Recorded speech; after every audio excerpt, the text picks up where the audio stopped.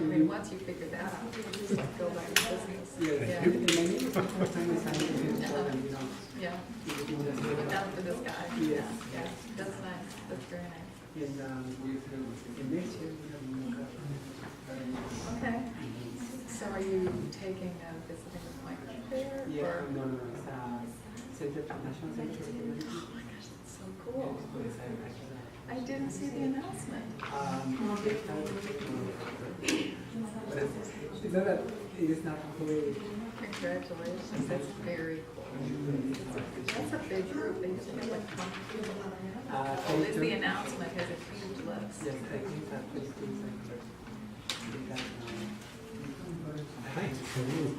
Yeah.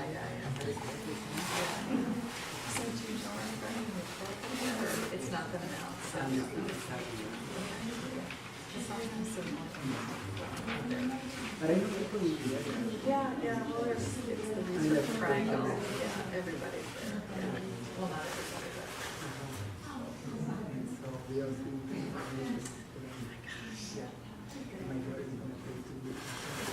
Yeah, and they're gonna be very different. Seville, North Carolina, about as different as they can be. Yeah, oh yeah.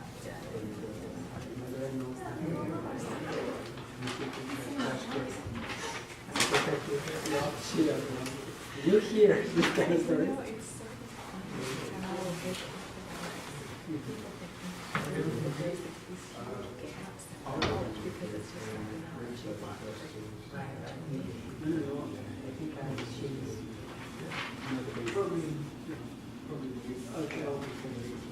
Thank you very much for coming.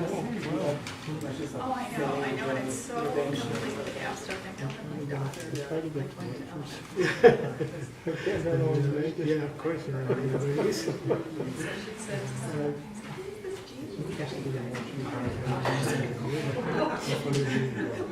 So this is a chapter from the book? Yeah, exactly. It's a chapter of the next book. Of the next book, yeah, exactly. Okay. I presented another paper in here in February, which is basically another chapter, different we're chapter. so excited, so excited. So I'll try to sort of condense a few of the conversation. Yes, I made a little bit. It turns out I was a week early on my other meeting. So. Oh, wow. How are you? How are you? You didn't bring your daughter with you? Oh, no, that's all right.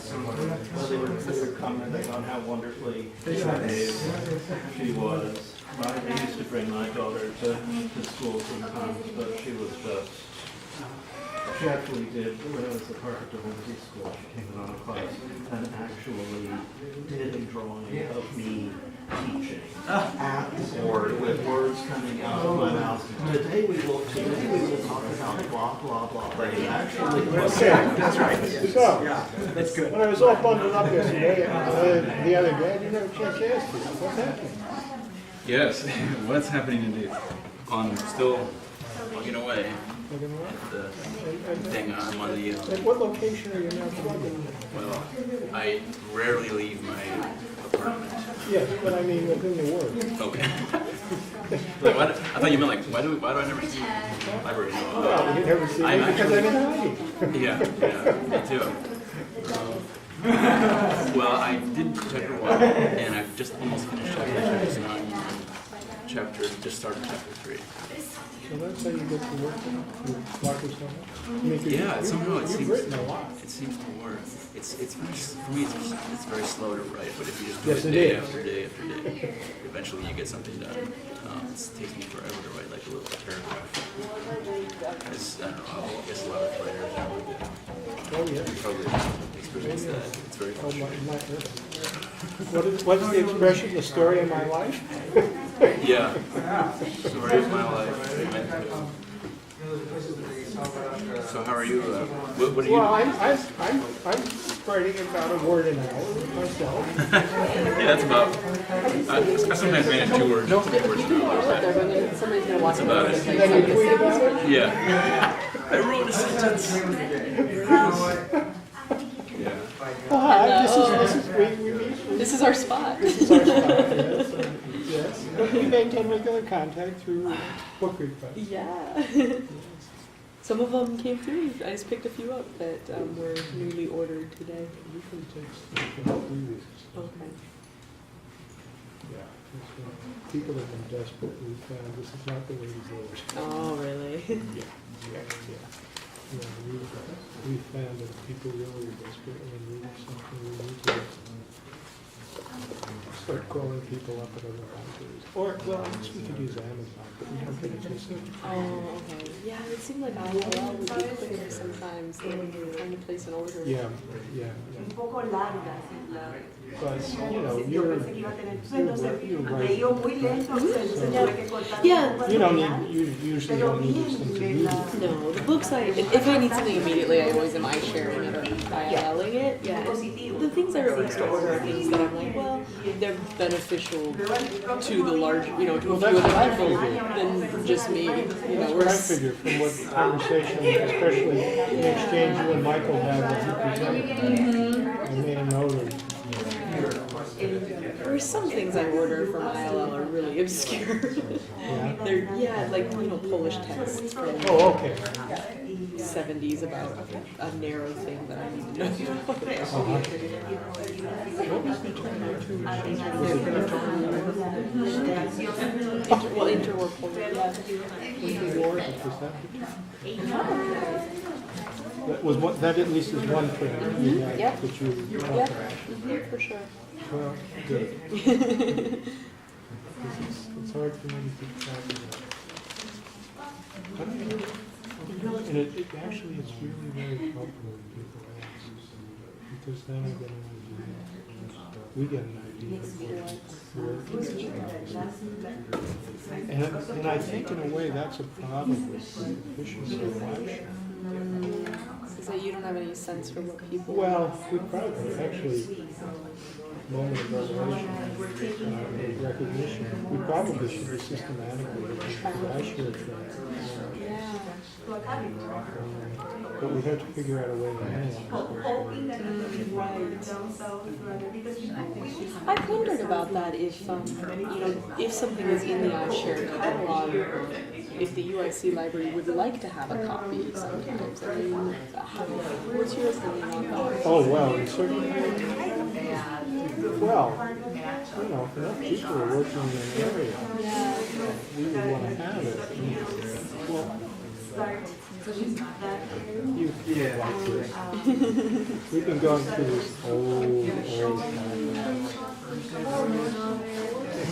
my colleague who reads many languages, he's the one who does first touch. And when he goes, it goes on the shelf to the catalog. And most of the rest of it is on the position, something 3 years now. They go to check to see how many issues. Because Poland is an area where you want to see Yeah, exactly. and similarly, another area is immigration, American ethnicity. But if it's the World Series,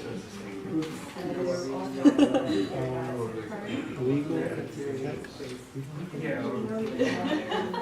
we have to make choices. So where do they go then? Well, then what we do is we check to see how many books relates to international libraries. We check to see how many national libraries have it.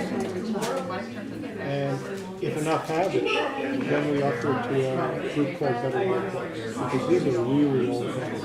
But, and this is true of a lot of the books that are being searched now, the qualification of term. These are unique to Illinois. Urbana has enough space. Yeah. It goes to what's called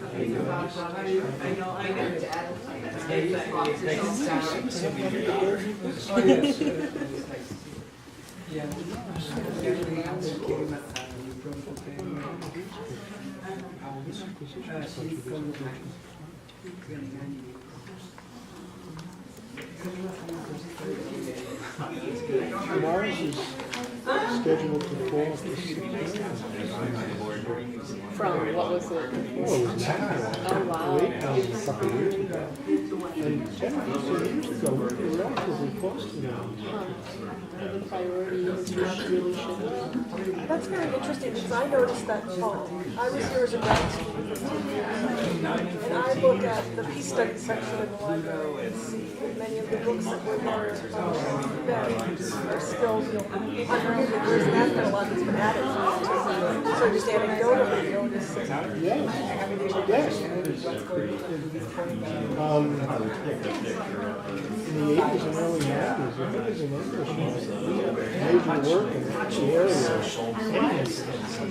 We would buy. We did that. We know any money The left. book budget would be gone in October. What did you say the manners was? It's approaching 10 factors when they raise tuition. The UIC students The model that my parents collaborated not as well. We have financial aid to a great portion of tuition. Among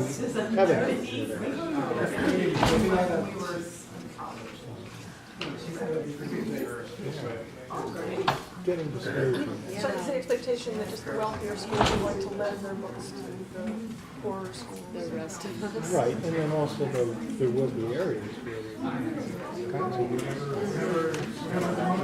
How many years have you worked for the library? 37. Welcome to everyone to the Institute for the Humanities. I just want to make a couple brief announcements. We have one more Fellows Lecture this year after Joaquín's. That's Sunday the 10th, which is a couple weeks in April. We hope to see you all there. And thank you so much for coming out on such a beautiful day. And I'll turn it over to Chris Boyer. Thank you, Mr. Speaker. Let me also add my voice of thanks to you for coming today, although I think it is entirely understandable why we're here. Joaquín Chávez is an assistant professor in the Department of History, of which I am fortunately the chair. He arrived at UIC 3 years ago after receiving his PhD from New York University, where he studied with Greg Grandin. He has recently finished the process of revising his dissertation for publication, and it will be released by Oxford University Press under the title On Poets and Prophets, Intellectuals and the Origins of El Salvador's Civil War. I've read the manuscript and found its discussions of the personal and intellectual histories that it uncovers were not only first-rate scholarship, but deeply moving as well. Poets and Prophets will thoroughly revise our understandings of the origins of the war and overturn simplistic narratives that presume uncomplicated links between ideology or social injustice and military action. Professor Chavez is a committed scholar. He's been involved with the peace and reconciliation process in El Salvador and in Nepal. And the topic he will give us today grows, like his previous work, out of that intellectual position. It represents a down payment on his next book, which will investigate and critically engage the peace process in El Salvador, which has become a model, for better or worse, for similar exercises that take place in other nations. In telling this story, Chavez does not seek to expose hypocrisies, much less to minimize the significance of what Salvadoreños accomplished. Rather, in the best historical tradition, he investigates the complex and social idiosyncrasies that may or may not make the Salvadoran example advisable or even possible to emulate elsewhere. The eventual book that derives from this fellowship at the Institute will be an important volume not only for Latin American historians, but for those seeking to understand how violence becomes something akin to peace, and how irreconcilable differences can give way to accommodation. It's a pleasure to turn the podium over to Joaquín.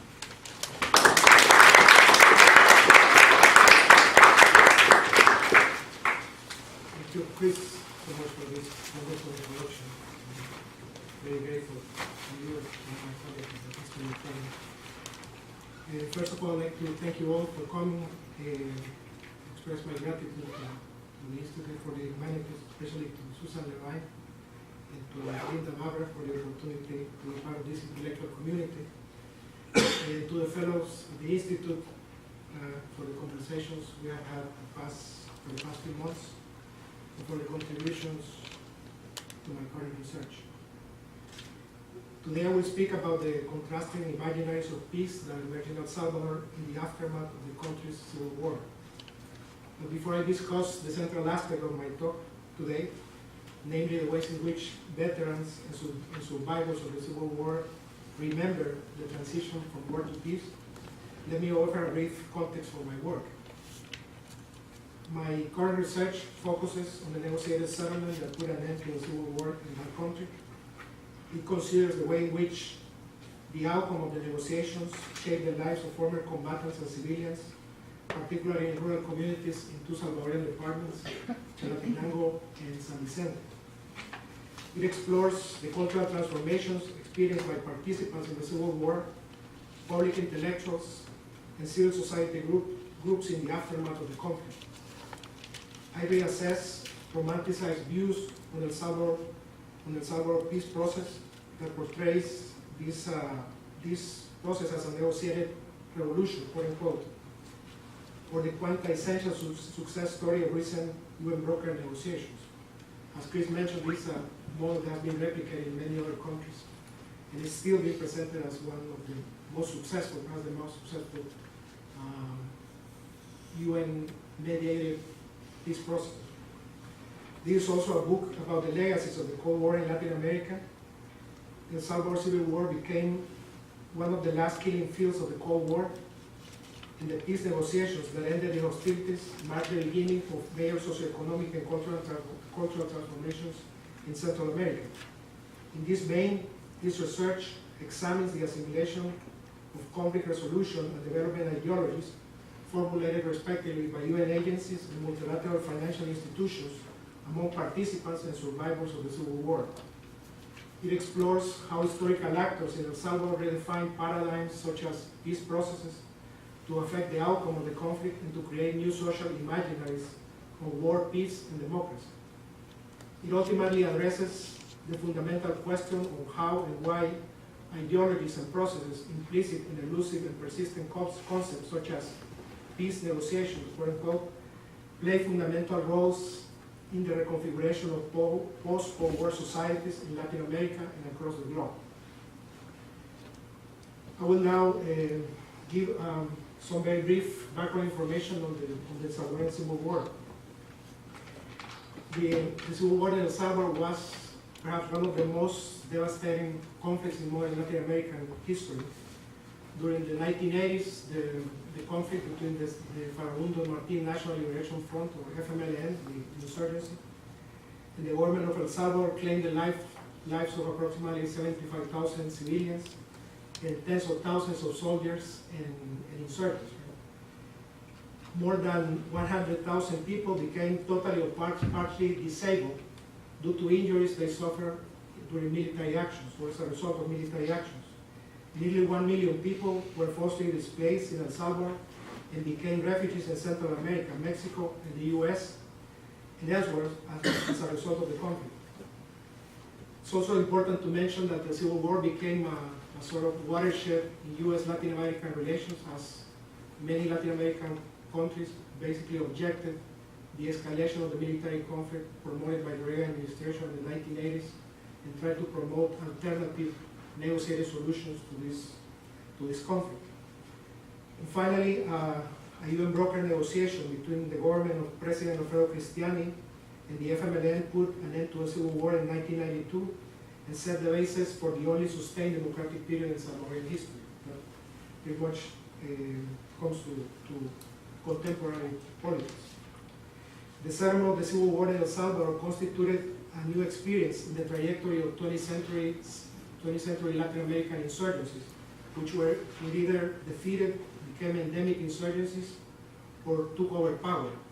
So in contrast, say, with the July 26 movement in Cuba in 1959, or the Sandinista National Liberation Front in Nicaragua in 1979 that took power and eventually conducted social revolutions in those countries, the FMLN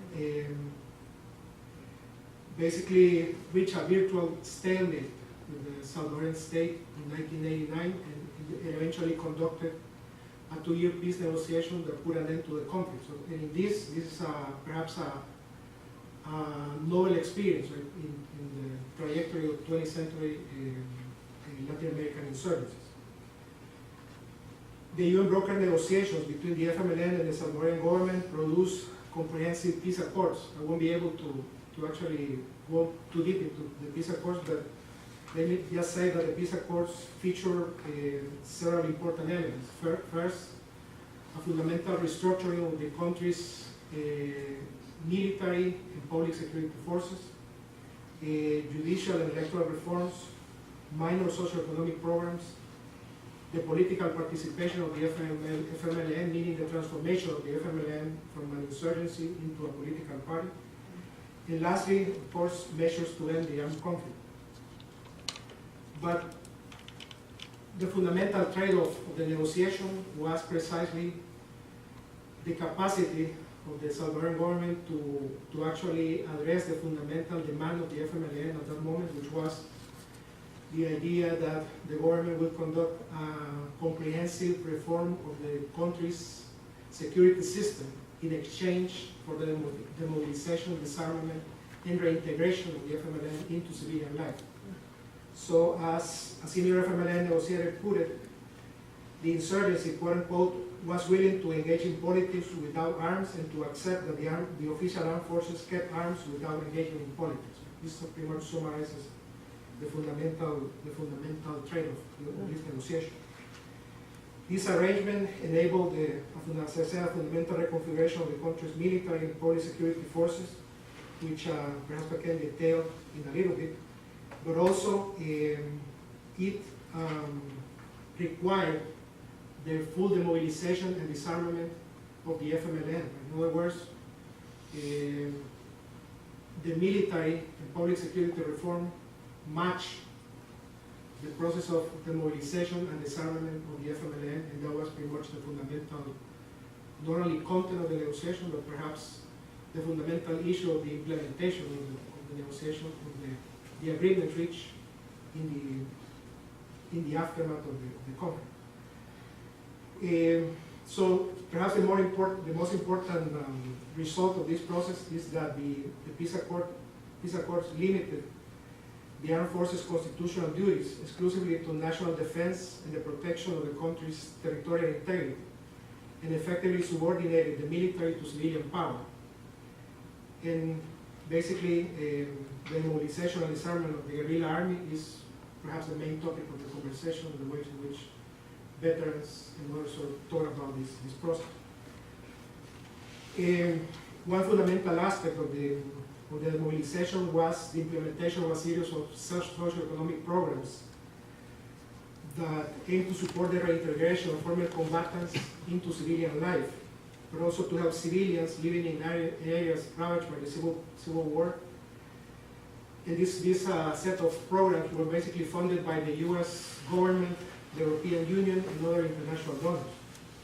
So there are many aspects to the reintegration program, but perhaps the most fundamental aspect of the reintegration is the so-called land transfer program, or in Spanish, Programa de Transferencia de Tierra, or PTT, which basically is the most substantial reintegration program that aims to offer land to former combatants from the FMLN and soldiers. And then we'll, of course, talk a little bit about that process in more detail. So lastly, before I get into the main point of the conversation, I just want to share with you what I think is perhaps the main contribution of this research. Right? So I maintain that the scholarship on the Civil War in El Salvador and the Cold War in Latin America has missed some of the larger themes implicit in the Salvadoran peace process, particularly the connection between the global transformations taking place at the end of the Cold War, the start of the neoliberal restructuring in El Salvador, and the ways in which conflict resolution and development ideologies connected these two processes. The international scenario that emerged towards the end of the Cold War forced actors in the negotiations, particularly the FMLN, to conduct unprecedented ideological shifts. In the late 1980s, the FMLN leadership relinquished the Marxist-Leninist ethos that had shaped the Salvadorian left since the 1960s or earlier, and adopted a peculiar socialist ideology. And I call it peculiar in that the FMLN adopted this ideology as the European socialist and social democratic parties abandoned the welfare state paradigm and basically embraced neoliberalism. This is pretty much the moment, historical moment in which the FMLN is embracing this peculiar sort of socialist ideology. The FMLN leaders' readings on the ramification of perestroika also informed this political ideological shift. They realized that Gorbachev's rapprochement with Reagan and the West would alter the settlement of the Civil War in El Salvador in ways well beyond their control and ponder the global implications of the Soviet Union's collapse. And basically, since the mid-1980s, there is a constant conversation among FMLN leaders about the imminent collapse of the Soviet Union.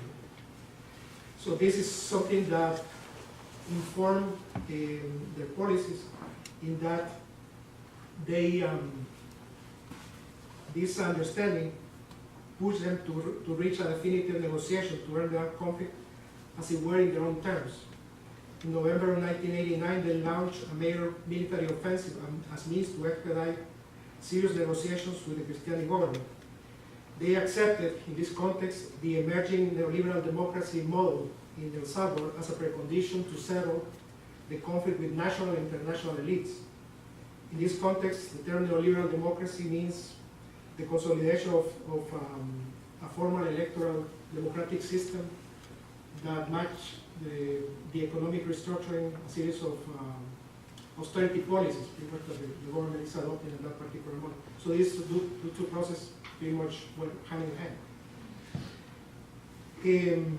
So in this frame, the insurgents' ideological mutation was informed by the conflict resolution and development ideologies formulated by UN agencies, multilateral financial institutions, local business foundations, and non-governmental organizations, which disseminated these creeds among the rebel leadership and their supporters through highly scripted pedagogical processes.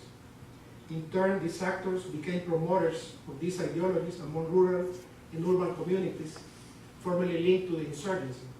In doing so, this multilateral and national institution, as it were, quote-unquote, tamed the revolutionary left and set the basis for the articulation of the neoliberal democracy that emerged in El Salvador after the war.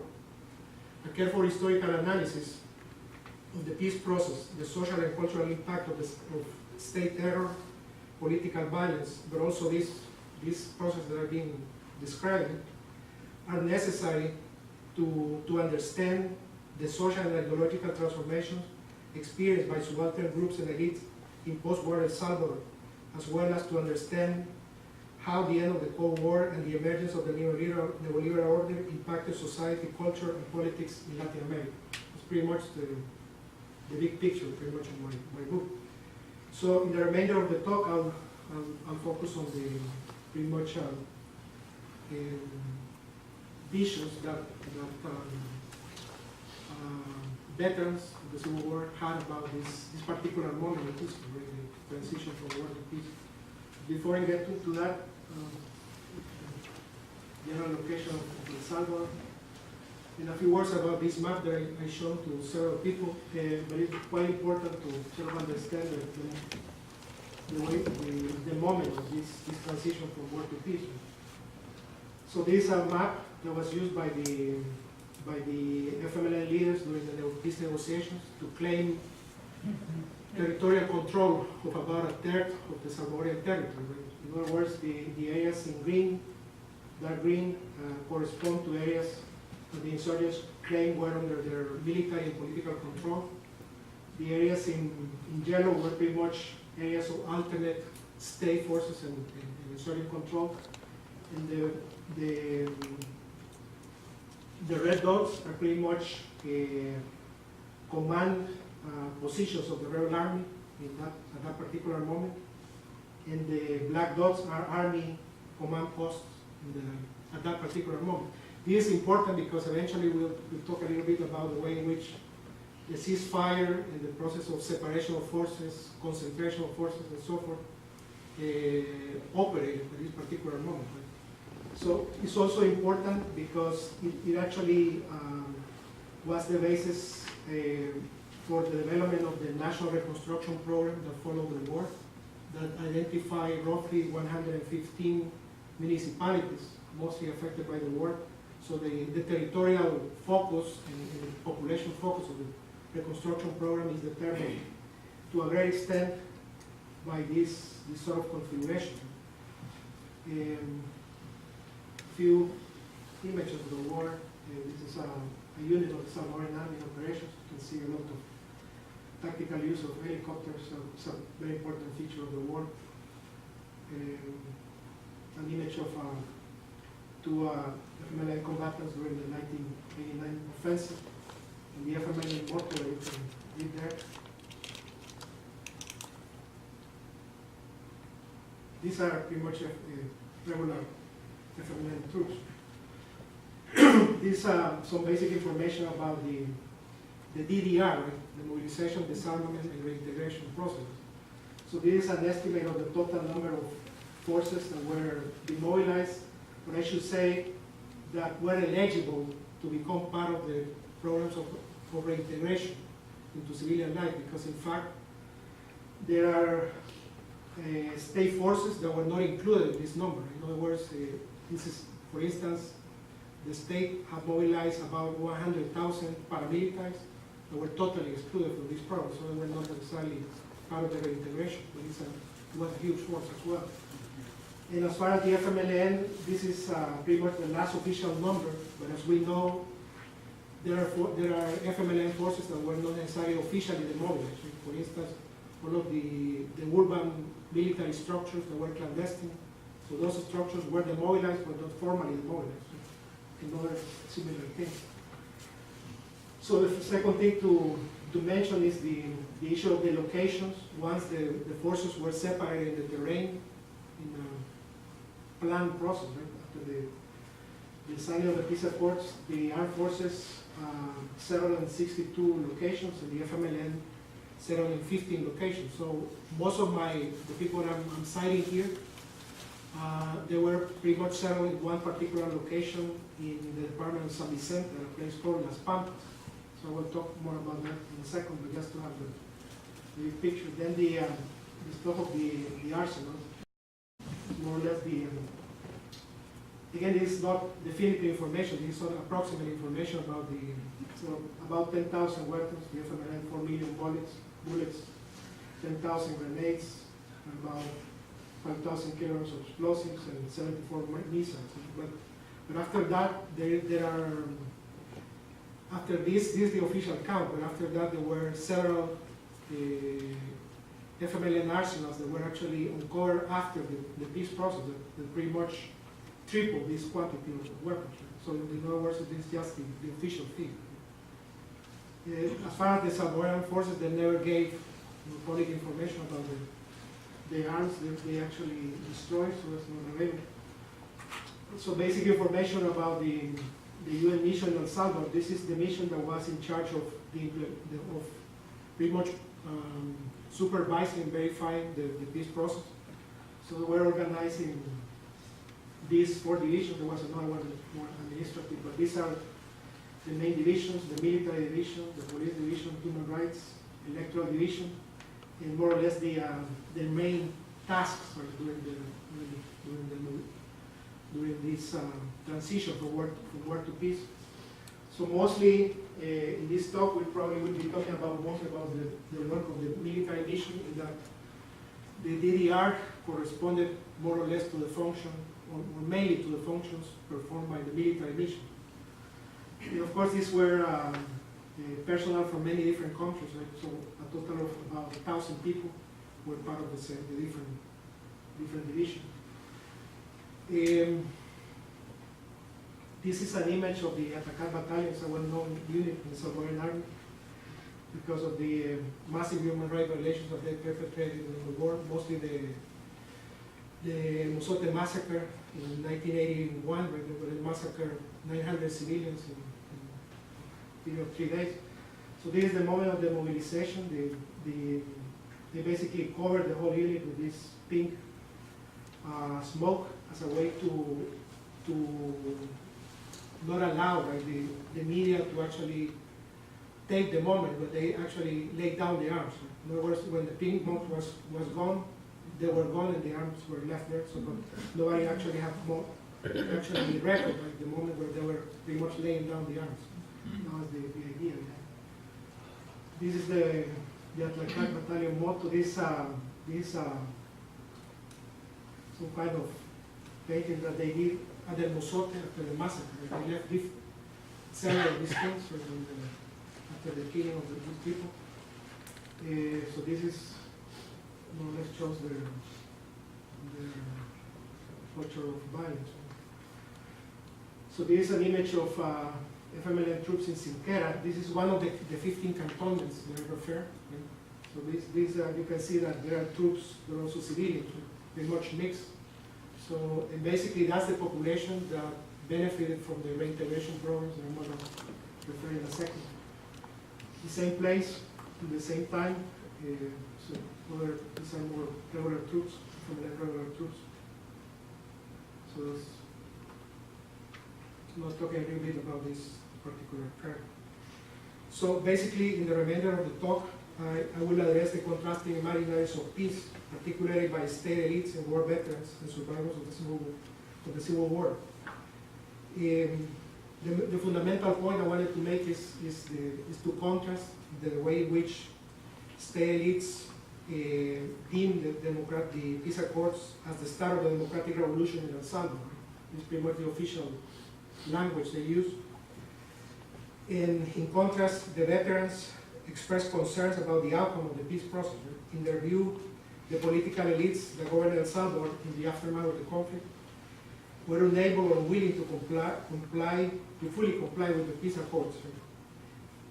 Some of the main concerns are that they condoned or tolerated the impunity of war crimes and basically neglected the needs of the veterans and the victims of the Civil War.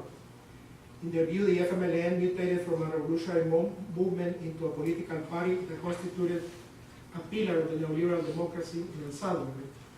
So this discusses discrepancies between the state elites and subaltern groups over the meaning of peace in El Salvador illustrates what Elizabeth Jelin called the political struggles for memory in Latin America.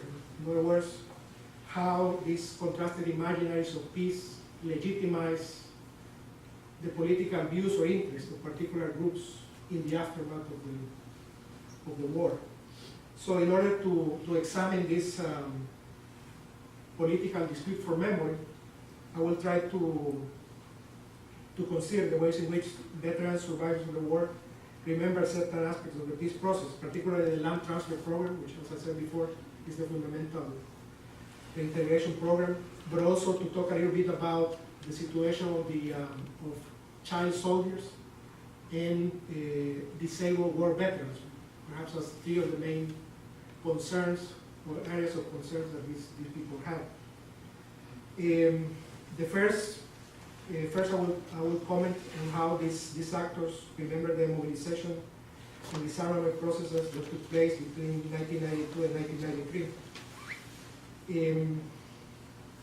I wrote that it's hard to describe the uncertainty and the elation that individuals who spend most of their lives fighting as clandestine militants or guerrilla fighters must have felt at the time of the mobilization and disarmament of the military forces in which they have served for many years. This particular commander that I interviewed for this project, known as Miguel UV in Spanish, Miguel UV, he was the commander of regular sort of special units in the FMLN army for many years, so it's known as Miguel UV, Unidades de Vanguardia, stands for vanguard units. So this particular man offers a unique perspective on how he actually lived this process. So let me quote him at least briefly. So he said during the interview I conducted with him that towards 1991, I'm quoting him literally here, the forces at war experienced major physical and moral wear down. The army could still draft young people by force, but few people had the will to keep fighting. the guerrilla combatants thought that they no longer had to die before the signing of the peace accords. Then he talked about the moment when he was actually flew to Mexico by the UN mission in El Salvador to attend the official ceremony of the signing of the peace accords in Mexico City. So he recalled the moment there, and eventually talked about the way in which they were planning the actual demobilization of the forces under his command. So he said, each one of us, meaning the guerrilla commanders and officers, start working on the demobilization, about the ceasefire, about the places we planned to repopulate. We were sent to Las Pampas. Las Pampas, this is a particular area in San Vicente. And I was demobilized in May 15, 1992. And then he said, I felt uncertain, like most of our comrades felt, about how our lives would be after the war. Many had joined the guerrillas as children. They did not know any trade. Their families were dead. Their places of origin had been abandoned. The army had burned them down. How will they make a living? There will be no organization to give them choose, meaning as the FMLN did, they lack labor skills. It was a difficult process, he concluded. So my commentary is basically that the insurgency existential uncertainties were in fact many, right? They fear reprisal from the former war enemies.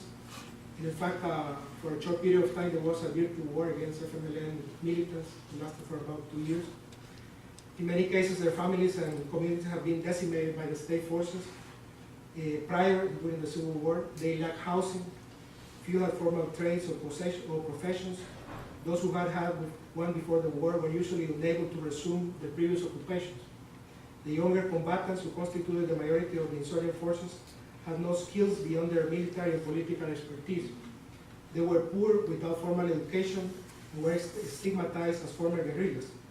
They live in a country devastated by the Civil War in the midst of a neoliberal restructuring that generated massive unemployment and social exclusion. The uncertainty of how to make a living in post-war El Salvador was indeed daunting for the former combatants.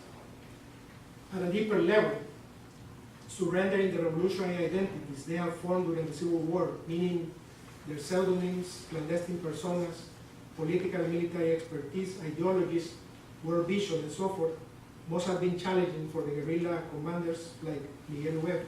After all, he had led massive forces during the war, and his military rank in the insurgency matched that of an army corpsman.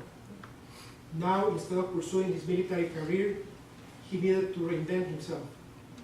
In sum, the demobilization, disarmament, reintegration into civil society touch upon crucial personal, social, and political identity issues for the former combatants. Ultimately, they have to relinquish their insurgent identities and literally reimagine themselves as social subjects, producers, and consumers. Now, let me talk a little bit about the land transfer program, which is, as I said before, the most important program of this period. So this is like the big picture of the program. There were about 3,000 properties that were transferred to about 8,000 soldiers and about 87,000 FMLN combatants and civilians. This is the total area in hectares, about 100,000 hectares, and basically the cost of the program you can see there. So it was in general terms, El Salvador, of course, is a very small country, but this program affected about 12% of the arable land in the country, which added to the roughly 34% of the arable land that was already affected by the agrarian reform of the 1980s, that took place during the war.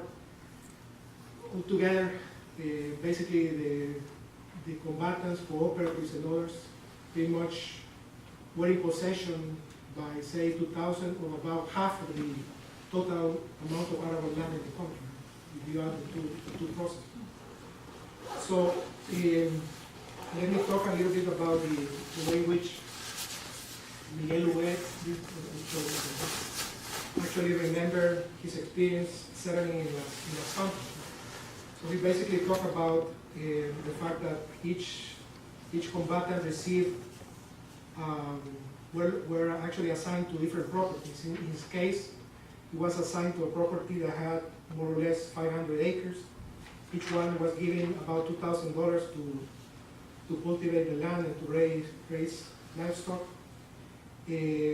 But as he said, Miguel Ube, quote unquote, some cameras, boats, stereos, right? Boom boom boxes, all pickup trucks, and started drinking alcohol, right? Meaning that in fact the transition was so violent, right? That they were, even though the money was given for productive purposes, right? They started basically buying consumer goods with that money and doing other things. So also he said, Miguel Ube, that many also sold their properties. He also mentioned that the government facilitated agricultural instruction, training to manage the livestock, to form small businesses. Some agricultural engineers, quote unquote, taught us how to cultivate the land and so forth. For middle-level officers, they receive about $6,000, right? A lump sum, and then a monthly stipend of $35 to study. And then basically a series of food programs and short-term programs to provide with basic housing. In other words, they receive things such as steam roofs, tables, kitchens, and so forth. So in the case of Tecoluca, a place that I mentioned, I basically interview people living in two farms. But the important thing about these interviews is that I interview soldiers that were living side by side with former FMLN combatants, pretty much in the same area, in two different properties. So I asked them many questions, but since the time is short, I'll try to summarize some of the main views. And some of them, of course, have very different, contrasting views on the origins of the conflict. Not surprisingly, the military basically talk as the issue of communist subversion as being the main cause of the conflict. But perhaps the most interesting thing is that in fact these people mildly tolerated the FMLN neighbors. In other words, they were okay that they were there and they didn't have particular animosities against FMLN people and vice versa. So they got along pretty well, one might say. Another thing that perhaps it's important to mention is that all of them talk about the quality in the area of the states they actually receive in ownership. They talk a lot about that. Most of them in this particular location in very positive terms. They talk about the high quality land that they receive. They talk about the access to water sources, things like that. And also talk about the ways in which they were organizing production. They were very specific in terms of the amount of land they received and the conditions under which they received that land. Another topic that was pretty much shared by all the people were the issue of the land titles. In other words, the definitive property of the land. And in fact, by the time I conducted these interviews, all of them have received definitive land titles. So they were pretty much in the National Registry and so forth. So they talk about that with a lot of enthusiasm, as something that as a major accomplishment. And talk, of course, about the kind of contingencies of the process and more or less the way in which they related to the state institution in charge of the process, right? And also the FMLN officials in charge of that process. But the important point, perhaps, about this community in Tecoluca is that they were among the fortunate few who received good quality land, because for the most part, the land transfer program distributed poor quality land among former insurgents and soldiers. So I asked about this fact. I interviewed top government officials, arena officials at the time, but also FMLN officials who were in charge of the program about this fact. And for instance, the head of the the National Agrarian Institute, Miguel Tomás Molina, sort of top arena political leader, he basically made the point that at the time of the peace accords, finding good quality land in the country was nearly an impossible task because all of the good land was already being distributed in the 1980s. So basically, was insistent about the idea that they did not deliberately marginalize FMLN combatants, but rather was a fact of life, so to speak, that there was no more available good quality land. I also interviewed the current president of El Salvador, Salvador Sánchez-Serén, who at the time was the head of the FMLN parliamentary group, and he basically agreed with what Molina said. Basically, he said that in fact, most of the beneficiaries of the peace accords for this particular program were living in extreme poverty in the country, largely because the land that they received was the worst quality land in the country. So it was very specific about that. Other FMLN officials talk about the fact that many FMLN combatants wanted to stay in the communities of origin if they didn't want to be relocated. So meaning that there was some good quality land available in other areas, but they didn't want to move. So that was another sort of factor in this issue.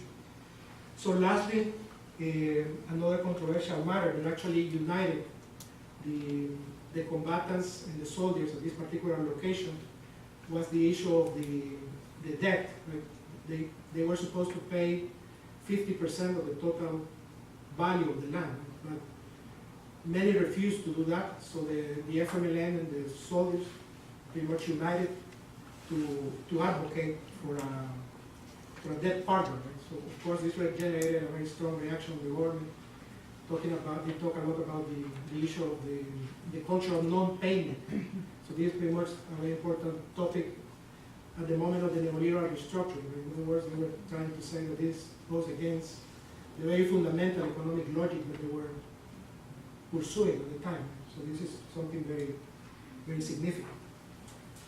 So anyhow, the land transfer program was completed in 1999, but in fact, most insurgent veterans at that time could hardly make a living off the land. So that's pretty much the fundamental outcome of this process. The situation of women, veterans, and civilians who also received land was in some ways a little bit more difficult than the male counterparts in many ways, because they also have to, many of them return to very traditional family roles, so they have to take care of the household, and then again be concerned about the planting, like the fields as well. So this kind of issue is also very important. But nevertheless, several women are also interviewed for this study, emphasized that being co-owners of the land was extremely significant for them, and actually there was something very empowering for a good number of women who were part of this program as well. And lastly, in terms of this program, just wanted to say that this is a good moment to illustrate the contrasting imaginings on peace. Basically, when I asked Molina, the head of this state institution in charge of the land transfer program, he had a very positive outlook of the program. He basically said that very fundamental paradigms have been broken in order for former enemies to, he literally said, for foreign enemies to sit down to negotiate face to face. Right? It was in itself a major achievement, but also he was basically very adamant about the idea that this program and the previous agrarian reform had set the basis for major rural development in the country. So he basically talked about the idea that in 10, 15 years, these people will become a very important productive sector in the country and so forth. And Sánchez-Serén, the current president of El Salvador, pretty much offered similar explanations, although he was very insistent in the idea that while the imaginary of the peace accords was basically to promote a more inclusive type of economics, more democratic participation and so forth. The neoliberal program pretty much had the opposite, logic, and thus, in many ways, the neoliberal restructuring was neutralizing some of the most important social gains of this period. So basically said that in fact, these people were landowners, but nevertheless, most likely because of the vision of the neoliberal restructuring, they will not be able to really overcome poverty at that moment. So that's pretty much his view. So in the remaining, probably I use some more 5 minutes and then conclude. I just want to talk briefly about I'll come back to this. I just was sort of interested in the amount of money was spent in the war. In the case of the US government provided a total of $4.4 billion to the Salvadoran government. Of course, we will have data about the FMLN finances, right? It was a clandestine organization, but we can assume there was a good number of millions as well. But nevertheless, the total amount of the finances of the recreation programs, you can read it there, were about $200 million. So the amount of money spent in war, $4.4 billion, right, as opposed to about $200 million in the peace process. That's important. I'll come back to that issue in a second.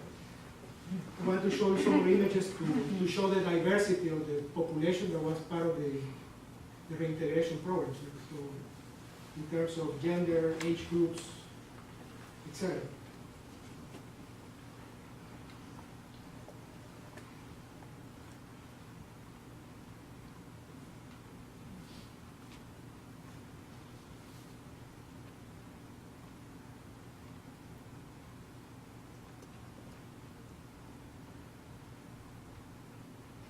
So this is pretty much I have to offer at least a commentary about the issue of child soldiers.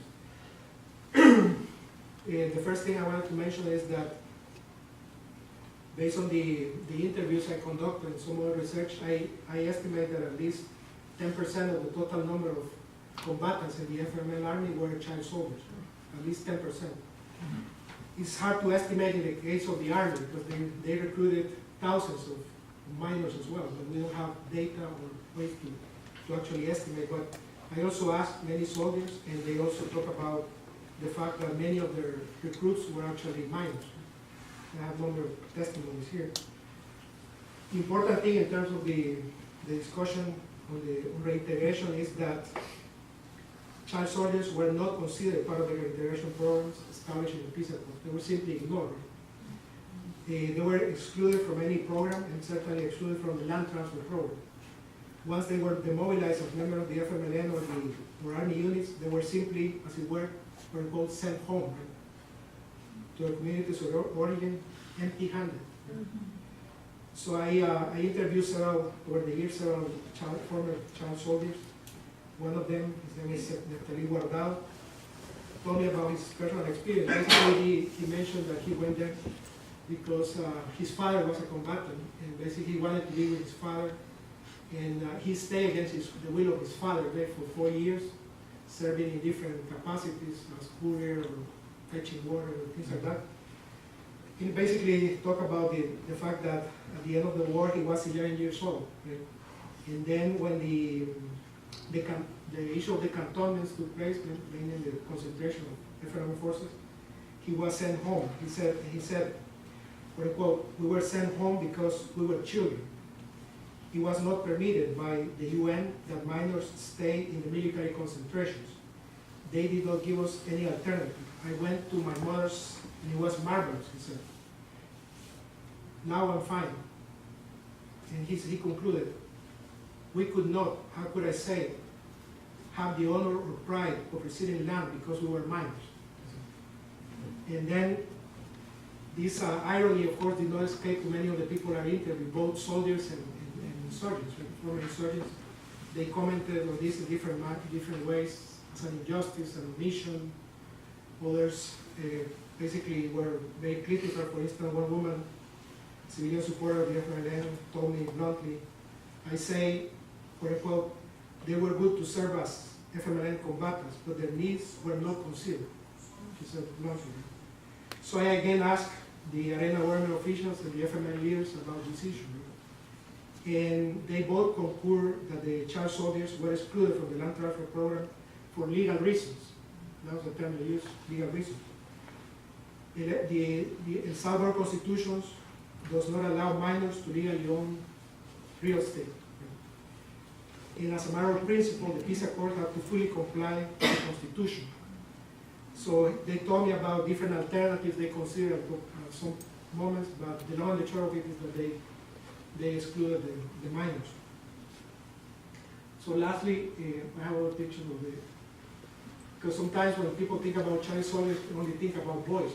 There were many girls that were also child soldiers. You can see some of them in this picture. Not all of them, but some of them. And also,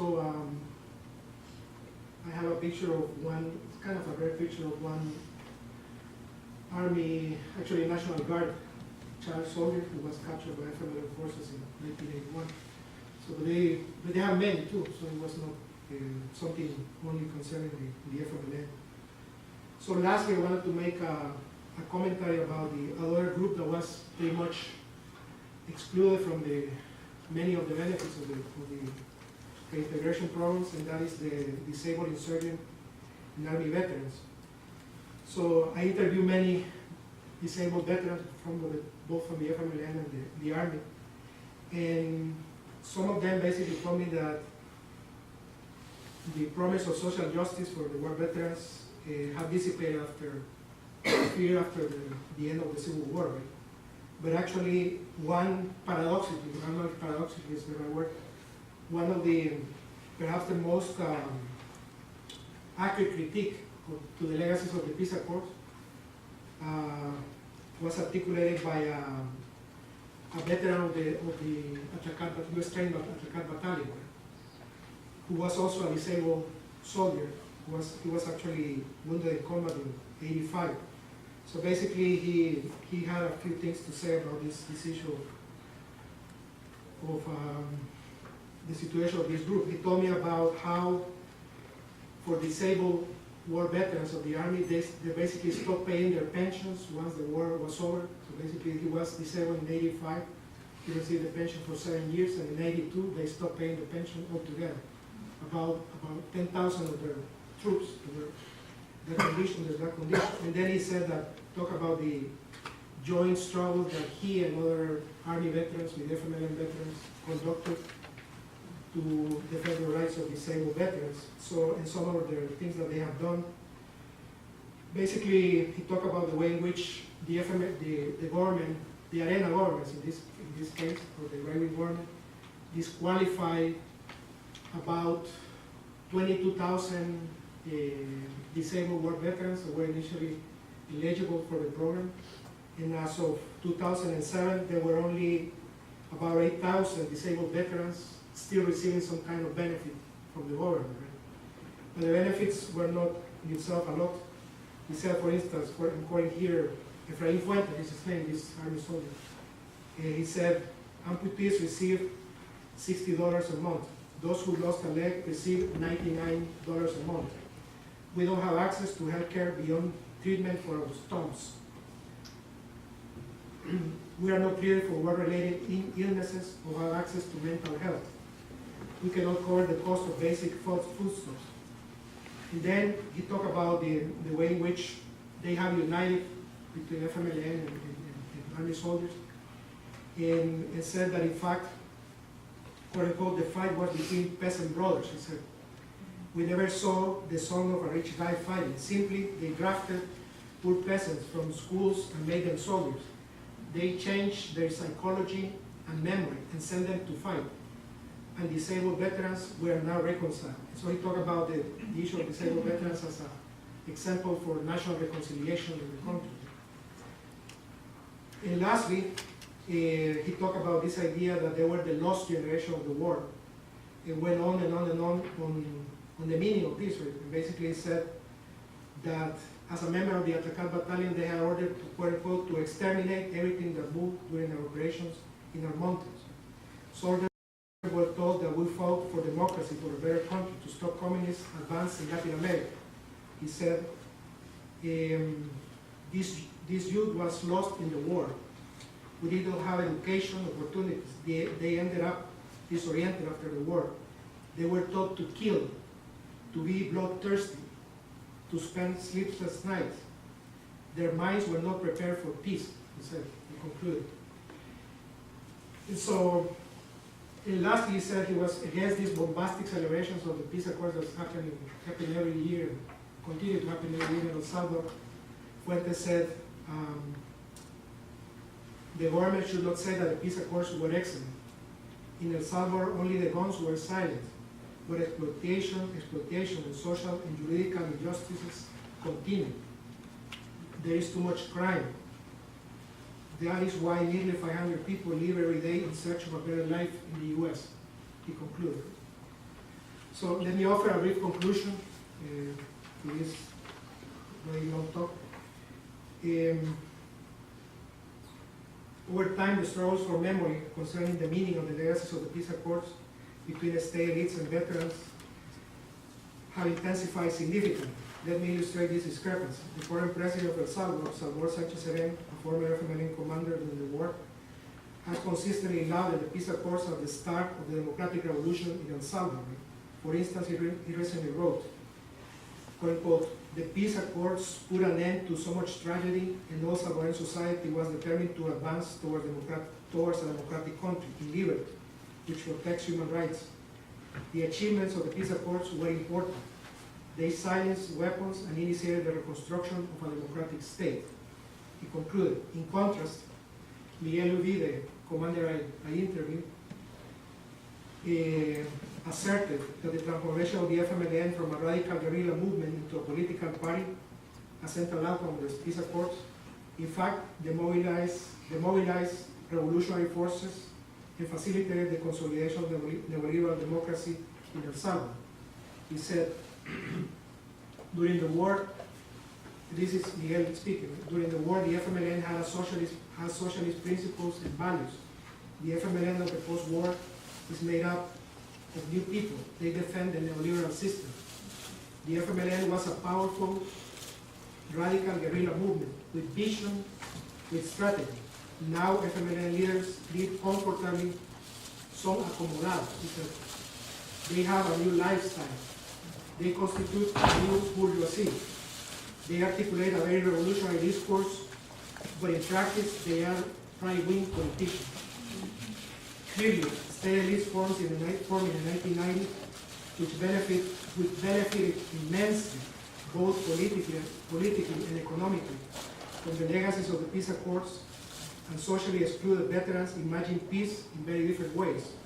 In contrast with the bombastic celebrations of the peace accords promoted by the state and international elites, veterans talk about their experiences of extreme poverty, unemployment, illnesses, war trauma, and political marginalization they endured after the Civil War.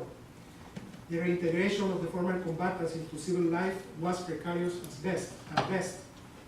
This situation has serious social consequences in post-war Salvador. It clearly contributes to increase the levels of social violence and crime in the aftermath of the conflict.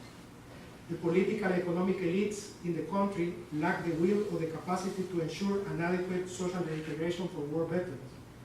While financial resources for war were plentiful, the resources for peace and reconstruction were much more limited. At the height of the neoliberal restructuring in El Salvador, the Arena government and the international community demobilized the insurgent and state forces as it were on the cheap. FMLN leaders were partly responsible for this outcome, as they addressed the reintegration programs with indecent haste during the peace negotiations. They were unable to bargain a more comprehensive and dignified approach to the mobilization of their own forces. They accepted a deal that enabled the Christianity government to treat the unbeaten insurgent army as a vanquished force. This was a powerful symbol for post-war Salvadoran society. it told a different story than the official discourse on a civil war that ended, quote unquote, with neither victors nor vanquished, ni vencedores ni vencidos. It stands to reason that for undefeated insurgents to receive a few domestic utensils, tin roofs, food packages, a strip of land, which many were uninterested or even unable to cultivate, modest scholarships and pensions, and a few $100 as compensation for their years of revolutionary fighters was, at the very least, a disconcerting experience. Thank you.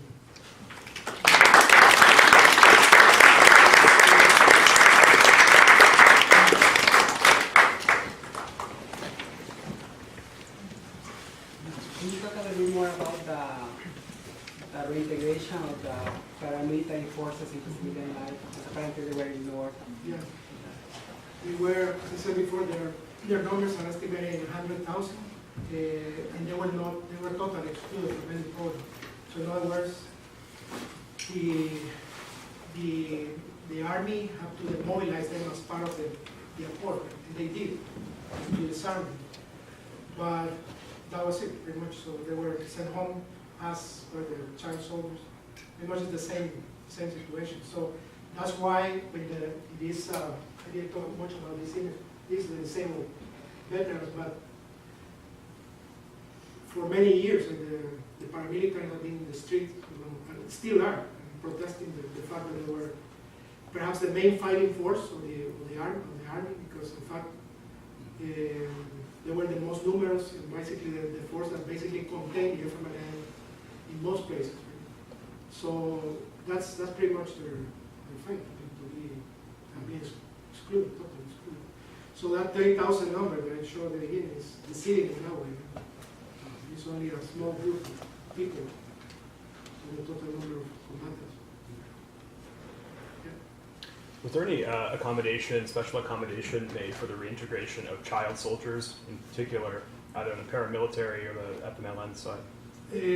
Nothing in particular, except the fact that they were sent to what they call repoblaciones, basically communities that have returned to their places of origin. So the communities themselves very much provided for the needs. These are communities linked to the FMLN, basically civilians. And they provided for the needs, but as far as an institutional response, there was no. Basically, whatever they did afterwards, meaning to continue their education, etc., was based on the work of community structure, not the state. Why were so many territories controlled by the FMLN along the Honduran border? Honduras wasn't friendly to them, but almost all those territories were right along the border.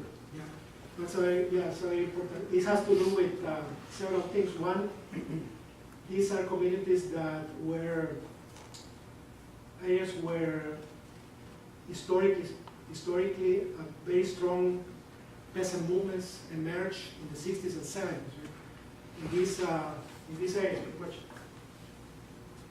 This area, also here, and all of this area. So basically, that's one. So the FMLN was formed as an alliance between urban insurgents and peasant movements, right? And basically, mainly.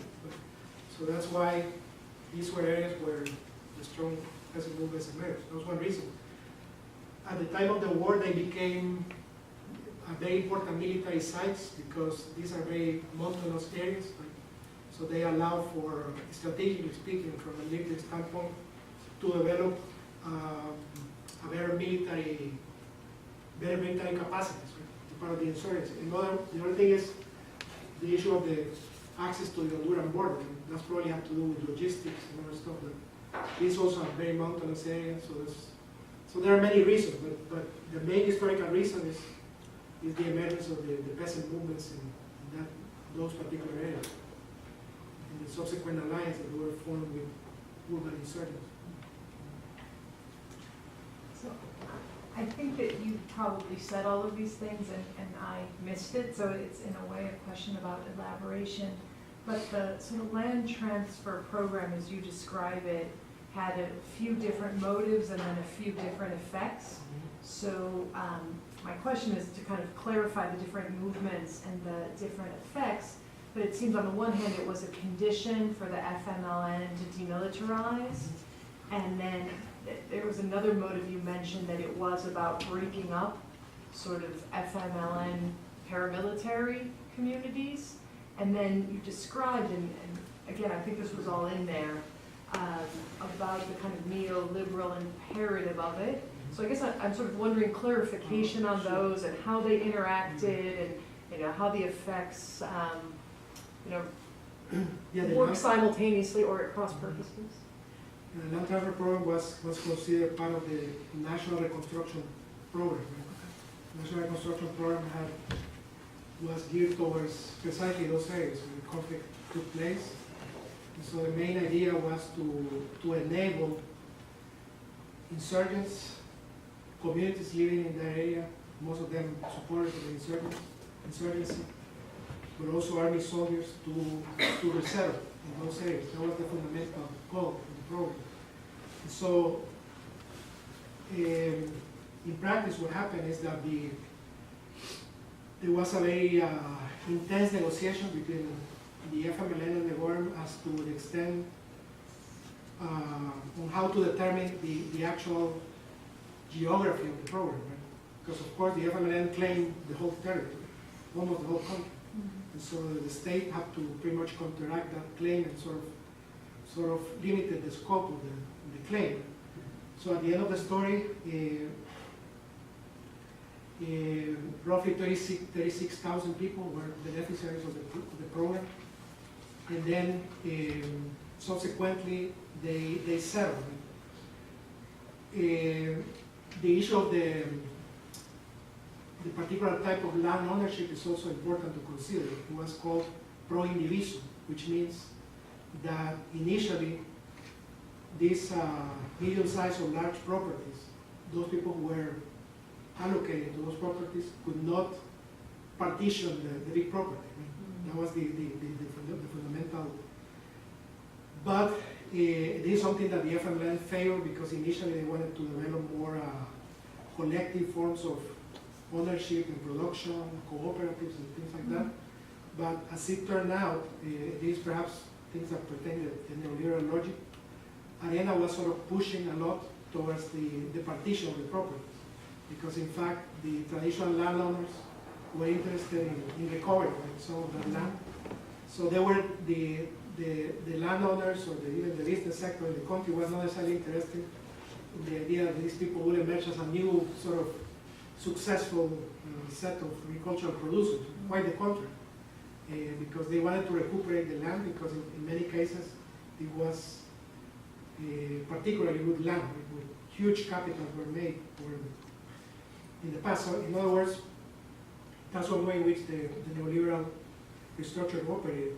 The other way is basically all of the technocratic culture that, and I didn't have the time to go into that, but there were a number of NGOs, international organizations, and so forth that were basically developing constant interactions with these communities, right, as a way to provide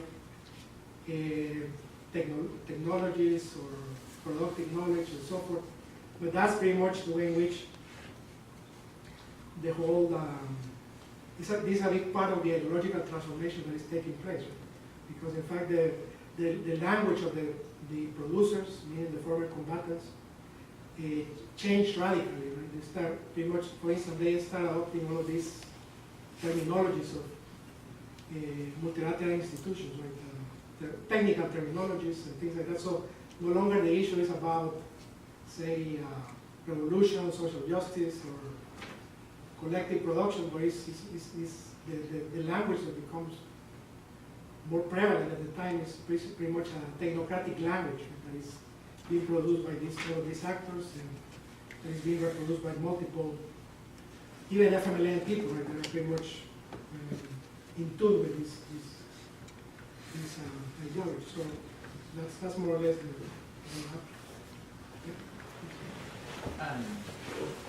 sorry, okay. fascinating talk. I have two questions, actually. One is, I'm going to sound facetious, but it isn't.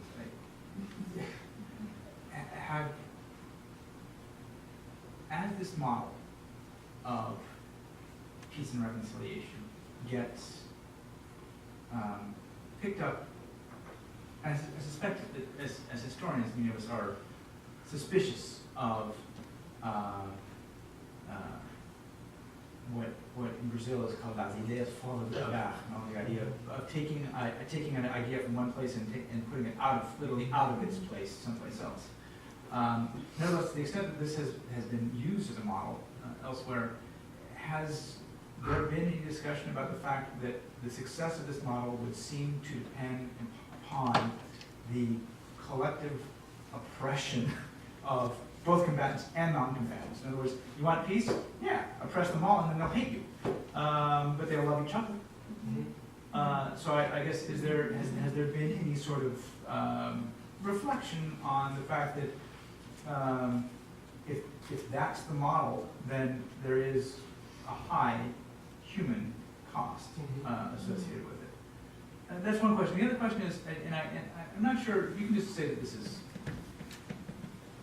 dumb. I was thinking about other American examples of a stalemated revolution and how it gets resolved. And the one that really came to mind was the Cuban Revolution of Independence in 1899 or 1898, which gets resolved also in part with the strong influence of the United States, but in a rather different way, right? In which the United States actually comes on one side, on actually the side of the liberationist forces, but in order basically to expropriate the revolution and use it and make it used for U.S. foreign policy. And so I guess my question is, if that's another relevant example, do you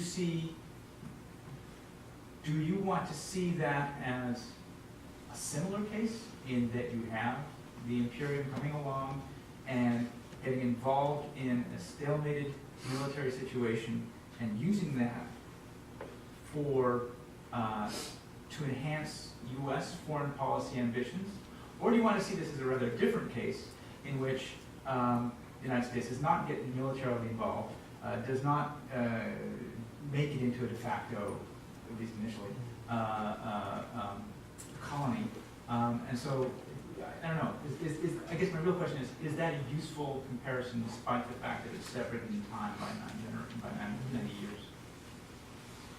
Yeah, perhaps I start with the last question.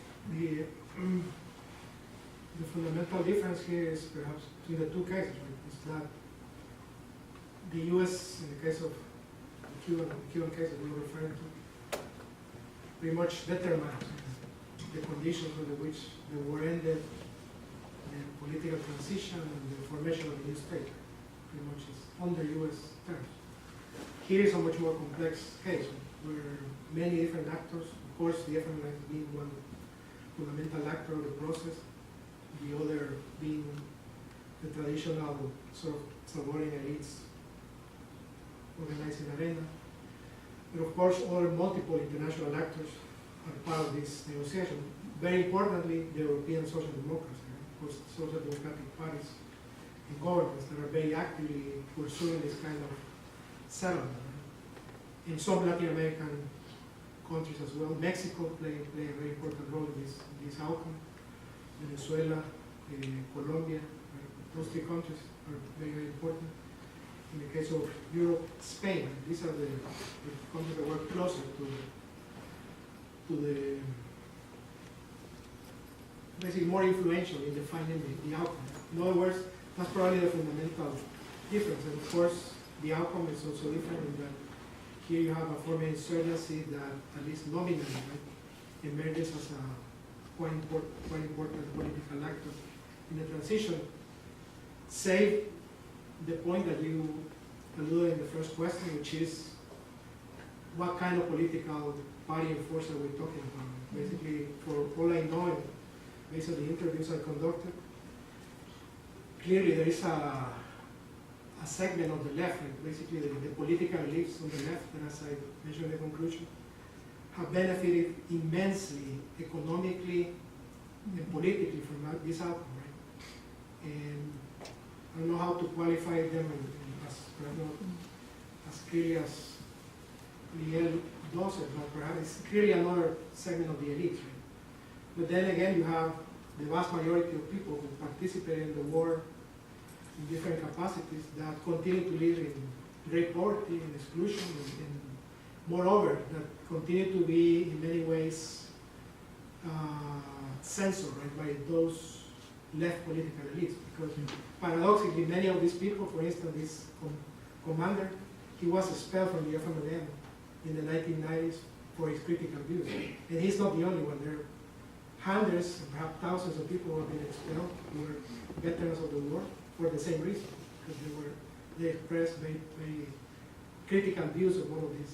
So in a way, there is on the one hand the democratic discourse on the outside, but also a lot of somewhat authoritarian practices on the other. So this is a paradoxical. But perhaps that's a fundamental difference. It's related to the question you were just answering, which is that in one of the examples that you offered, where ex-army combatants were neighbors to ex-revolutionary combatants, and somehow now what unites them, so ironically, is that they both share in misery. And I was just wondering how you see that phenomenon, as far as how the Salvadorian nationals are imagining their, you see, in terms of imagination, or how they imagine their situation, given that what now they most share is, again, poverty and oppression. I mean, perhaps there are different approaches in terms of even generational approaches, because for people who live throughout the war, they clearly, of course, see the difference. The war was the repression, the state terrorism, all that stuff that was taking place. So that was, of course, dismantled, and all the military intervention and the awful things, and that's gone. So, and on the other hand, some kind of democratic culture has emerged where there's freedom of expression, freedom of press, and nobody can be repressed for his or her political views. So that's a big change. But on the other hand, that's for people who have lived the before and after, right? People, of course, see the difference. But for younger generations, it's harder to make the difference, because they pretty much, this is what they have experienced most of their lives. So in terms of the issue of economic oppression, the way in which that's channeled right now is this bipartisan political system. Right? So still, the FMLN continues to formulate a very, some ways, radical rhetoric, right? That is appealing for many sectors, and at least to keep the hope alive, right? That somewhat they will be able to change things, right? In the long run, or at least that's what many people believe. Thus, they have won the past two presidential elections, right? Although the last one with a very small, tiny margin, right? 11,000 votes in a round of elections. But nevertheless, that's probably the most common way in which those concerns are channeled, I think, in social terms. But the private people are much more, they show much more their anger and frustration, because of especially people like this who lost their families, their communities, spend most of the younger years, fighting and all that stuff. So that's, you can sense that the kind of anger is not there when you talk on a daily basis with people.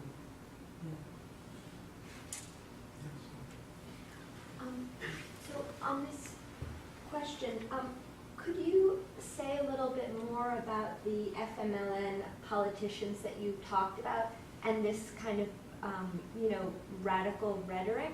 Like, what's their relationship to their rhetoric? I mean, is it a cynical relationship, or like, how do they reconcile, as this, these high-level politicians are telling you these things? I mean, was there any trace? Could you see any trace that they didn't believe it, or how did they think of themselves as leftists? You know, do they see that gulf between their rhetoric and reality? Yeah, you understand what I'm saying. I think they have a very pragmatic view on their political agency, right? It's not something that comes from the perhaps later part of the Civil War, when all of these ideological transformations are taking place. So in a way, I think they mostly see themselves as pragmatic politicians, right? I mean, that's the only thing they can do under the current circumstances, right? Given the current international, regional context. Right? And on the other hand, they are very close to all of these, the Latin American left, right? Or at least the new Latin American left, meaning the one that emerges from Chávez to the present, 98 or perhaps even earlier. And in fact, they're in many ways founders of that trend. They were part of the Sao Paulo Forum, where it's basically the space under which this new sort of regional left project was articulated. So that's probably their main source of identity at this moment. They're part of this left tradition in Latin America, is trying to articulate alternatives to neoliberalism, quote unquote, right? But then again, doing so is in practice can be very problematic. Right? So in other words, that's, you know, on the other hand, I didn't mean to mention the stuff that they have benefited economically as rhetoric, because behind this, they in fact accumulated substantial wealth, right? As individuals, as a group, mostly because they have links to the Venezuelan oil politics from their Alba Petroleum, and they're basically are managing this corporation that is distributing petroleum or gasoline in southern region. So there's ways in which one can tell specifically, right, how they are no longer, say, traditional left-wing politicians came to power, but rather a new elite with very specific economic interests, right? Corporate interests, to be more precise. They have corporations whose interests they have to preserve. And they see this as actually not totally compatible with their politics, basically saying they need, some of them have basically defended this as a way to break the monopoly of the traditional oligarchy groups in El Salvador, in Central America. That's the way in which they have justified that. So that's more or less. So it's politics too. Like, you know, corporation, all these things, part of their politics as well. That's more or less the way they. And then there is the rhetoric from the war and all this symbol from there as well. I have a slightly related question, and my question is, do you have any explanation or argument about why this model of neoliberal capitalism is prevailing almost everywhere? I mean, everywhere, right? I mean, your research certainly presents neoliberalism as this victorious power, new ideology that is predominant in all parts of the world. And we talked about this earlier. I mean, when I, listen to your lectures and presentations, I keep thinking about the transition from communism to liberal democracy in Eastern Europe, which is obviously very different context, and there is no war outside of Yugoslavia. But the outcome is very similar, right? You also have this very neoliberal capitalist system, and the elites behave in very similar ways. And they also, in Poland, the Solidarity movement transforms from this sort of social democratically oriented trade union to become champion of neoliberal reforms, right? So in thinking about this, I'm wondering if you have any explanation why neoliberalism is attractive, or maybe, well, well articulated why it's attractive to the elites, but why is there so much conformity in accepting this model? Yeah, I mean, in this particular case, there have been some attempts to challenge in a way, at least politically or in some ways economically, that model, particularly at the time of Chávez, Hugo Chávez in Venezuela, and the FMLN has been one of the closest allies of Chávez in Venezuela. So basically, part of their political and economic strategy perhaps speaks to that idea that formally they are saying that they are trying to break away from that model. In order to do that, they see the need to create a regional bloc of countries and economies in the region that can collectively articulate perhaps, if not a global, at least a regional alternative.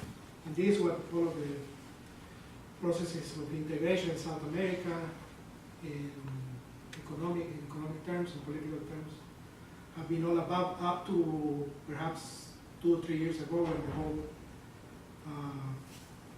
more regional project has started to show some cracks right now, especially after the Hugo Chávez, where now the seemingly successful advance towards the articulation of an alternative model is much more questionable. So in many ways, these people are part of that conversation, of that particular conversation.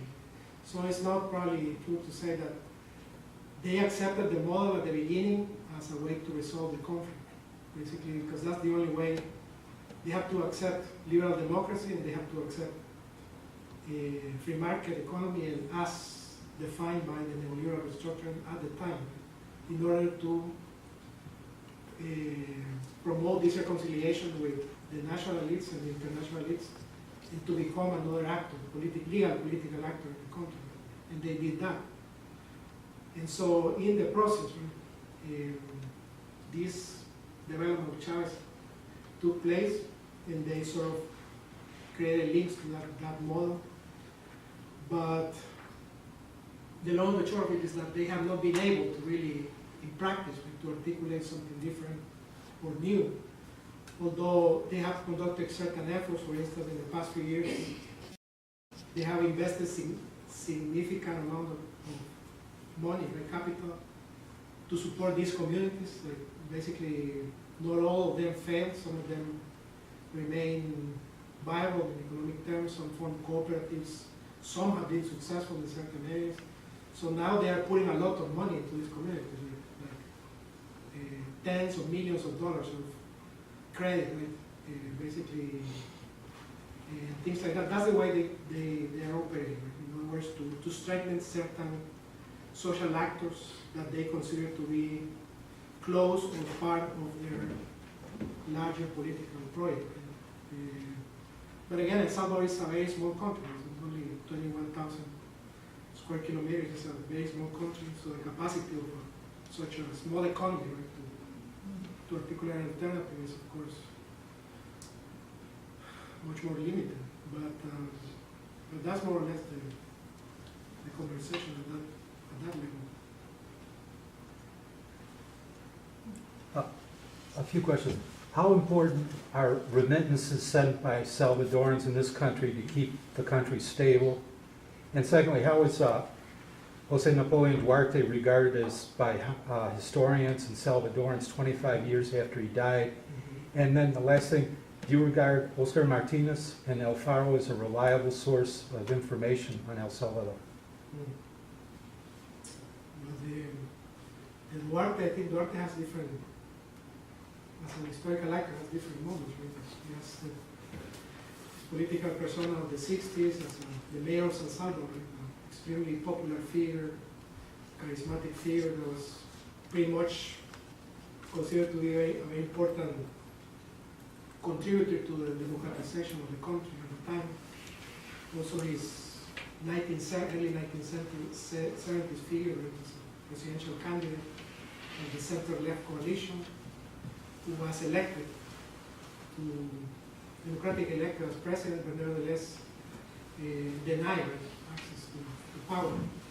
And more recently, of course, after in the 80s, this political persona was fundamentally transformed at the moment when he and other Christian Democrats formed an alliance with the military during the war. Right? It was very much supported by the U.S. or encouraged by the U.S. at the time of the war's period of the state terror in El Salvador. So basically, Duarte was the head of state, right, in the period of the worst massacres in the country. He publicly became sadly a kind of apologist of that policy, right? Internally and internationally, right? A denier even of abominable crimes such as the Mozote massacre. Right? So again, he has different moments. The other question, the first question. Yeah, how important are remittances sent by Salvadorans? No, it's they're extremely important. They probably represent about 15–20% of the gross national product so far. So I sort of lost track of the most recent data, but it's about $4 billion per year. So it's a lot of money. And a big part of the economy, right, is supported by remittances. Particular consumer economies basically relies a lot on remittances because it's money that families help to cover monthly expenses in the country, right, and to buy food and cover basic necessities. And then the last one about Oscar Martinez, the journalist. How do you regard him? I think he's a respectable journalist. I know little about his work except for the articles I have read in the fire, but no, I won't be able to.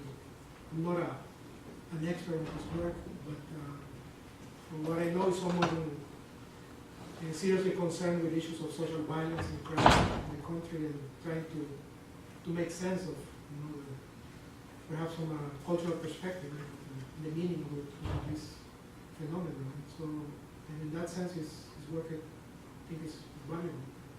Thank you.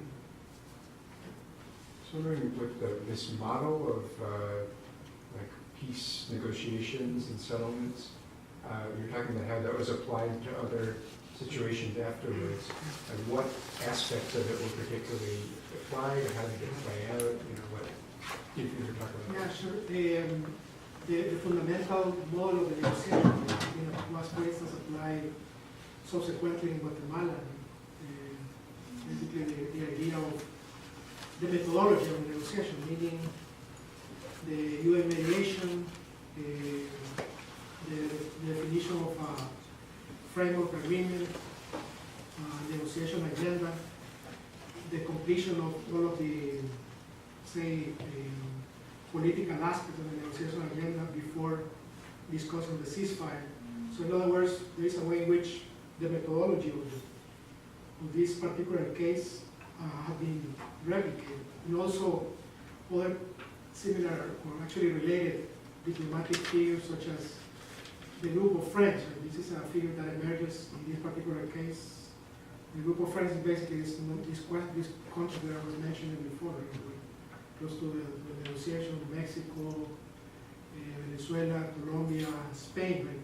They were called the Friends of the Secretary General at the UN. And basically, they were facilitators of sorts during the negotiation to provide multiple contacts between the FMLN, the government, other members of the international community. So that model, right, of the group of friends is now being replicated in many different places, from Georgia to certainly Guatemala, and other places that I don't recall right now. But so those are some of the things that, and then perhaps the last question, comment I'll make regarding your question is the issue of the peace operations, right? These cases, Salvadoran cases, considered to be the first peace operation of the second generation peace operations in the history of the UN, right? In other words, this is the first particular conflict, armed internal conflict, in which the UN deploys a mission, right? to actually supervise and to verify the implementation of the accord.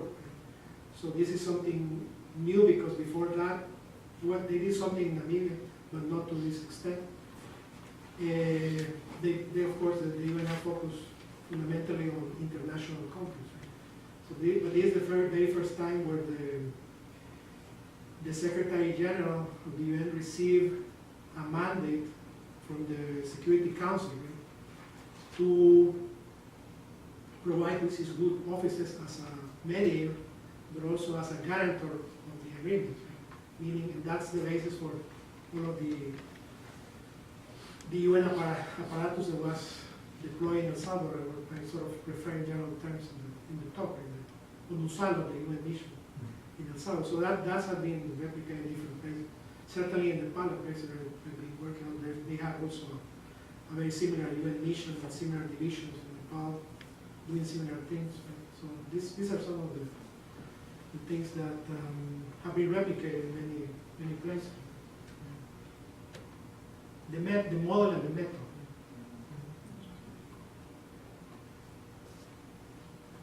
Last thing, I know that the evangelical churches have made huge inroads in Guatemala. Has the same thing happened in El Salvador? Is it still a Catholic country? No, there's been a substantial growth from different churches, yeah, they're not necessarily Catholic. I don't have the exact data right now, but certainly the Catholic Church as such is probably about 45% of the total population continue to define themselves as still as Catholic, right? But the rest of the population belong to a number of different denominations, right? And that's a phenomenon of the last 35 or 35 years, perhaps. Yeah. Well, I want to thank Joaquín very much for the presentation.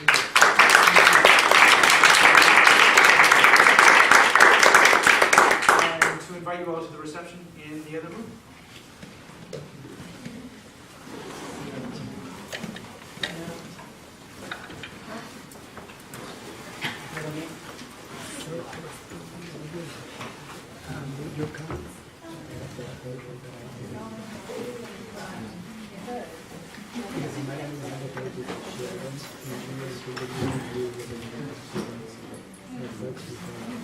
Hold on. I'm going to show you this. Tough time.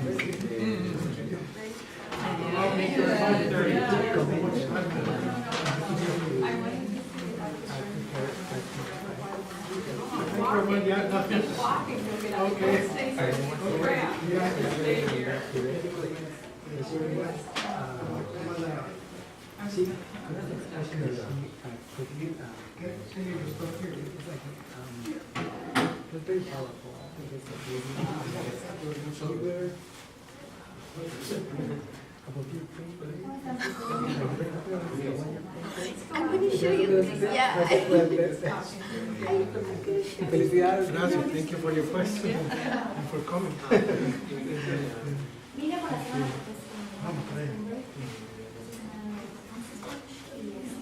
It was quite very interesting.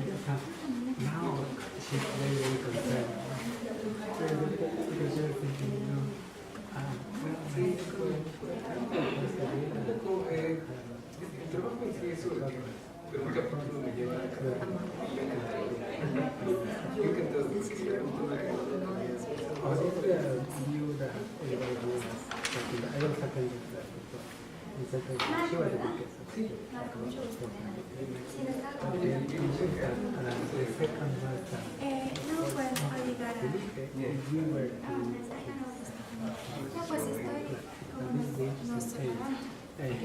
Vamos a, creo que 9 programas en un lado.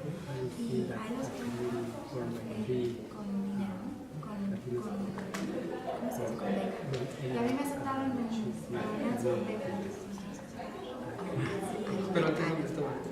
Estamos en nosotros nosotros hablamos de la maestría en que fue administración. ¿Y estudiaron historia? Sí, historia. ¿Y dónde estudiaste la vida? En Arizona. ¿Por qué te viniste acá desde...? Me vine aquí desde los 16 años. Entonces, cuando fuimos a Arizona, entonces me gradué de hice mi licenciatura, fui a Oklahoma, él está haciendo en Nueva Orleans, hizo la preparación en Nueva Orleans, pero se graduó de la licenciatura en Carolina del Norte. Y de ahí se fue para Oklahoma. Y eso es lo que hice. ¿Felicidades? ¿Tú estás en la UNAM? No, estoy en un centro de investigación, se llama CIES. No sé si es de antropología, entonces ahí estoy, bueno, pues voy a estar con la guía de la antropología, pero... pero tienes O sea, más bien me considero... más historia que... Ay, qué interesante. Vamos para acá. Vamos para acá. Problemática Ay, pues qué interesante. Sí, voy por mi...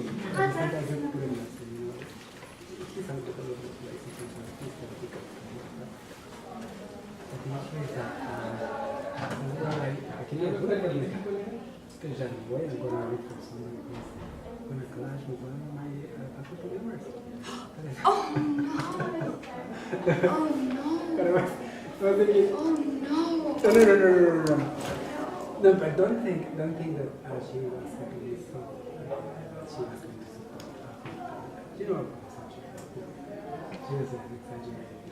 Because I really want you to read it because I want you to see that I thought it was wild. well, then the principle that is highly possible that she made up her mind when she read your mind, reprimand because she sort of have much more radical.